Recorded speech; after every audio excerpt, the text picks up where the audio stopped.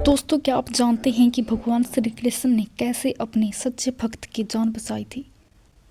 ये story real रहने वाली है। स्टोरी में आगे बढ़ने से पहले दोस्तों एक बार कमेंट में जय श्री कृष्णा लिख दीजिए और स्टोरी को थोड़ा ध्यान से सुनिएगा। अगर आपने हमारे चैनल को सब्सक्राइब नहीं किया तो प्लीज़ सब्सक्राइब कर लीजिए, क्योंकि मैं डेली आपके लिए रियल स्टोरी लेकर आती हूँ। दोस्तों, यह कहानी दक्षिण भारत के एक गाँव की रहने वाली है।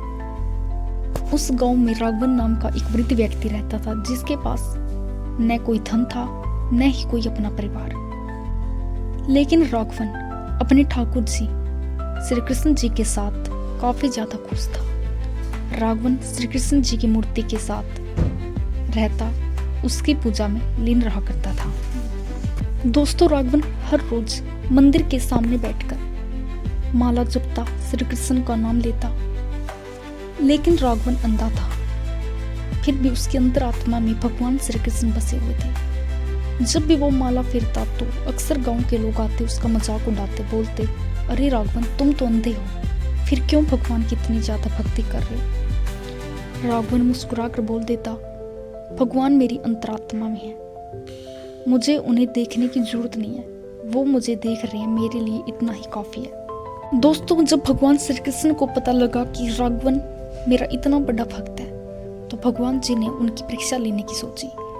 एक दिन गांव में बिल्कुल बाढ़ की स्थिति बनी हुई थी। देखते ही देखते बाढ़ आ गई। गांव वाले इधर उधर भाग रहे थे, सभी लोग ऊंचे स्थान पर पहुंच गए, लेकिन किसी ने राघवन के बारे में नहीं सोचा। राघवन वहीं कुटिया में फंसा हुआ था। धीरे धीरे दोस्तों, राघवन की कुटिया में पानी इतना ज्यादा बढ़ गया कि उसके घुटनों के ऊपर तक पानी आ गया। लेकिन राघवन फिर भी नहीं डरा। राघवन ने कान्हा जी की मूर्ति उठाई और अपने सीने से लगा ली और भगवान श्री कृष्ण को याद करते हुए कहा, हे कान्हा, अगर आप चाहते हो कि मैं इसी पानी में डूबकर अपने प्राण त्याग दूं तो मुझे ये मंजूर है, लेकिन आप मेरी इस मूर्ति को अपवित्र ना होने दें, क्योंकि मुझे इस मूर्ति से काफी ज्यादा लगाव है। दोस्तों, आप ये देखिए, उसको उस समय पर भी अपनी परवाह नहीं थी। उसको अपनी जान जाने का कोई डर नहीं था।